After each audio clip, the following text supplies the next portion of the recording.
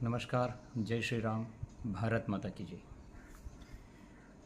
ગત વિડીયોમાં આપણે જોયું છે એ પ્રકારે પોલીસ વિભાગના વિષયમાં આમ સમાજની જે ધારણાઓ, કેટલાક વિચારો અને અનુભવો, અને એની સામે પોલીસ વિભાગની કેટલીક એવી બાબતો કે જે સમાજનો દૃષ્ટિકોણ એ દિશામાં ક્યારેય બનતો નથી અથવા બન્યો નથી, અને એના કારણે સમાજ અને પોલીસ વચ્ચે એક વૈચારિક અને એક આત્મીય ભાવનો જે અંતર આપણે જોઈ રહ્યા છીએ એને આપણે ક્યાંક ઘટાડવાના પ્રયત્નના ઉદ્દેશ્યથી આ સકારાત્મક દૃષ્ટિકોણથી સકારાત્મક ઉર્જાની વૃદ્ધિ માટે અને સમાજ જીવનમાં પરસ્પર અંતર ઘટાડવાના ઉદ્દેશથી આ વિડીયો આપણે બનાવી રહ્યા છીએ.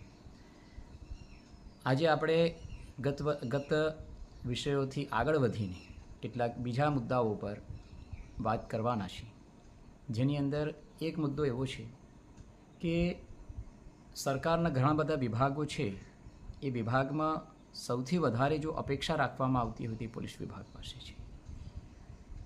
આટલી બધી અપેક્ષા અન્ય કોઈપણ વિભાગ પાસે રાખવામાં નથી આવતી, અને એના જ કારણે આપણે ત્યાં એવું કહ્યું છે કે જ્યાં આશા ત્યાં નિરાશા.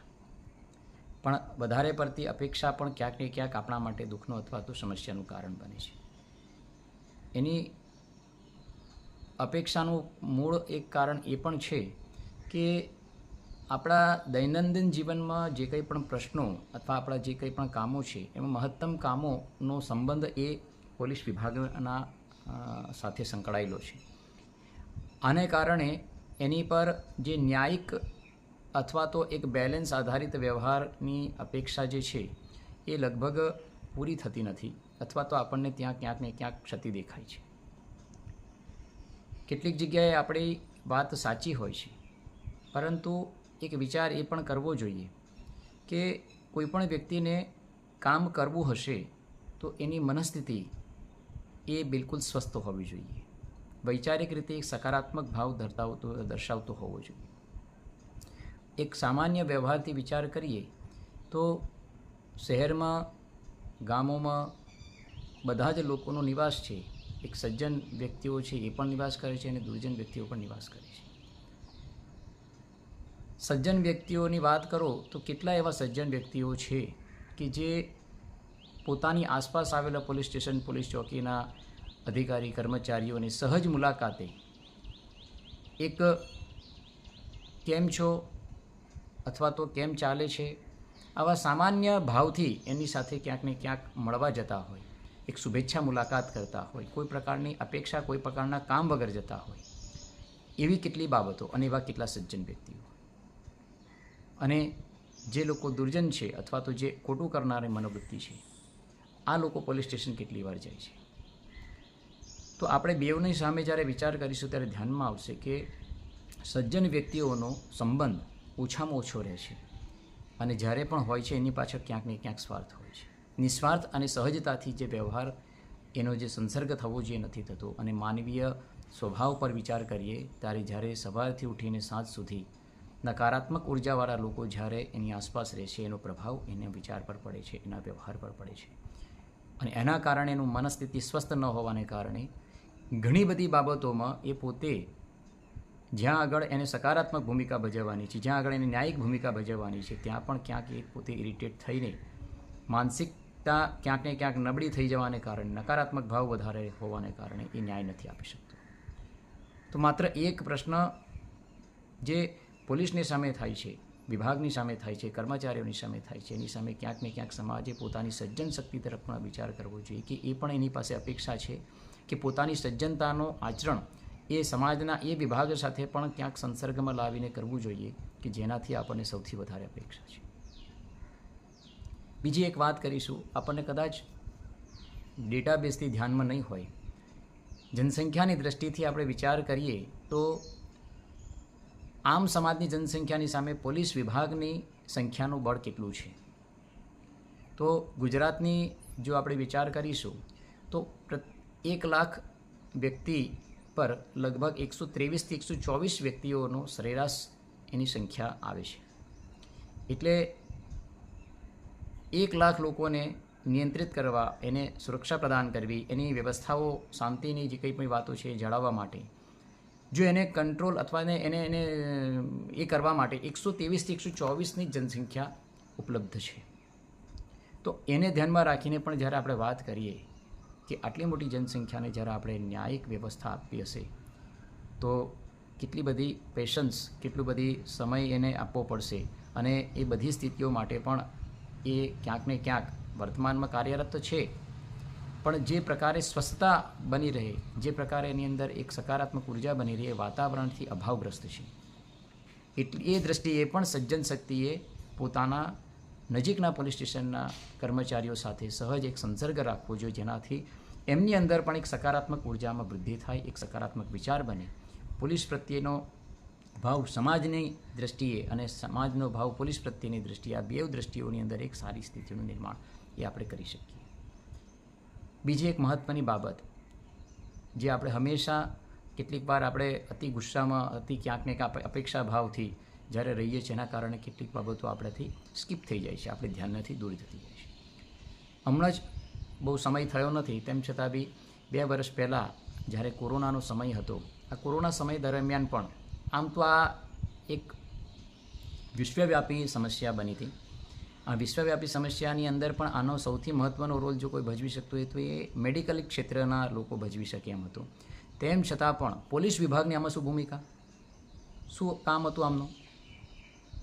તો તેમ છતાં એમણે ખૂબ મોટી સંખ્યામાં પોતાની ભૂમિકા લો એન્ડ ઓર્ડરથી માંડી, વ્યવસ્થા તંત્રથી માંડી, અને જે સમાજમાં ડરનો એક પેનિકનો માહોલ જે બન્યો હતો એને પણ નિયંત્રિત કરવા પોતાની ભૂમિકામાં એ આવી હતી. અને આપની જાણકારી માટે અનેકો એવા પોલીસકર્મી, કર્મચારીથી માંડીને અધિકારીઓ સુધી કોરોનાના આ વેવની અંદર એનો શિકાર બન્યા છે. એ શિકાર પોતાના ઘરમાં રહીને બન્યા છે એવી સંખ્યા ખૂબ ઓછી હશે, પણ એ સમાજની વ્યવસ્થામાં રહીને ક્યાંક આપાધાપી જે લોકો મોટા પાયે પલાયન થવાની સ્થિતિમાં હતા, રોડ રસ્તાઓ બ્લોક થઈ ગયા હતા કે ગાડીઓમાં વ્યવસ્થાઓનો અભાવ હતો, આ બધી પરિસ્થિતિઓની અંદર એને નિયંત્રિત કરવાના કારણે, મોટા માસ્કની અંદર પોતાની ભૂમિકા ભજવવાના કારણે એને પણ કોરોના લાગુ પડ્યો અને એ કોરોનાનો શિકાર બનીને મૃત્યુને પામ્યો. તો આવી પરિસ્થિતિઓમાં પણ પોતાની ભૂમિકા અડીગ એક સક્ષમ કહેવાય ને કે રક્ષક તરીકે પોતાની ભૂમિકા ભજવનાર એ પોલીસ વિભાગના કર્મચારીઓ છે, એ પણ આપણે ભૂલવું ન જોઈએ. માત્ર પૈસા મળે છે એટલા માટે આ ભૂમિકા ભજવે છે એવું નથી હોતું.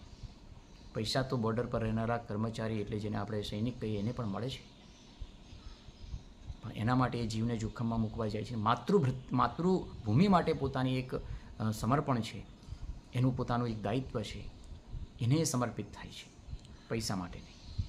પૈસા એ ગૌણ છે, વ્યવસ્થાનો ભાગ છે. એક પ્રકારે પોલીસ વિભાગના કર્મચારી પણ પોતાની આવી પરિસ્થિતિઓમાં જીવને જોખમમાં મૂકીને પરિવારની ચિંતા કર્યા સિવાય સમાજની ચિંતા કરે છે, વ્યક્તિની ચિંતા કરે છે, ત્યારે એ પોતે પૈસાના ઉદ્દેશથી નહીં પણ પોતાનું કર્તવ્ય માનીને કરે છે, સમાજ પ્રત્યેના દાયિત્વને માનીને કરે છે, રાષ્ટ્રની આંતરિક સુરક્ષાને ધ્યાનમાં રાખીને કરે છે. એટલે આ એક સકારાત્મક ભાવની પણ આપણે આપણી દૃષ્ટિમાં લાવવાની જરૂર છે. તો પોલીસ વિભાગ માટેની જે નકારાત્મક બાબતો એ ખૂબ ઓછી આપણા ધ્યાનમાં છે, પણ સકારાત્મક બાબતોનો વિચાર કરીશું તો ધ્યાનમાં આવશે કે ખૂબ ઓછી વસ્તુ આપણે જાણીએ છીએ કે જે સકારાત્મક ભૂમિકા છે. એક સૌથી મહત્ત્વની બાબત આપણે બધાને જ ખબર છે કે જે સૈનિક એ બોર્ડરની સુરક્ષામાં જાય છે એટલે પોતાના પરિવારથી હજારો કિલોમીટર દૂર છે, પણ પોલીસ વિભાગના કર્મચારી પોતાના જ પરિવારની નજીક રહે છે.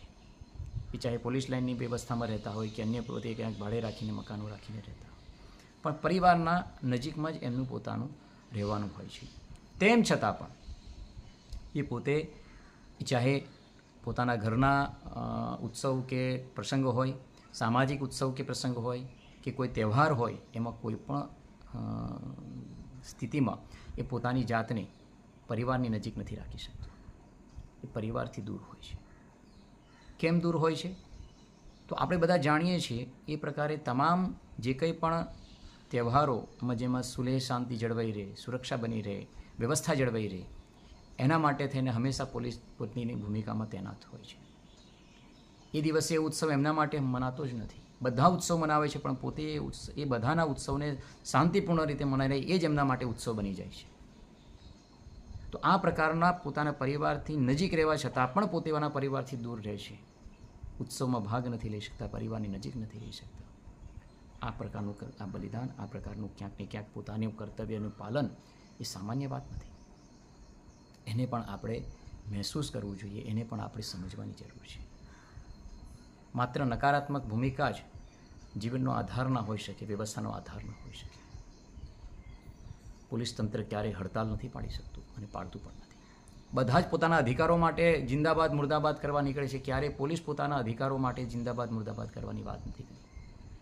એને પણ બધી સમસ્યાઓ છે, એને પણ પેટ્રોલ એલાઉન્સ નથી મળતું, અને મળે છે તો પણ આપને આશ્ચર્ય થશે કે એટલી નિમ્નતાની સ્થિતિમાં મળે છે કે એ રકમ જ નથી.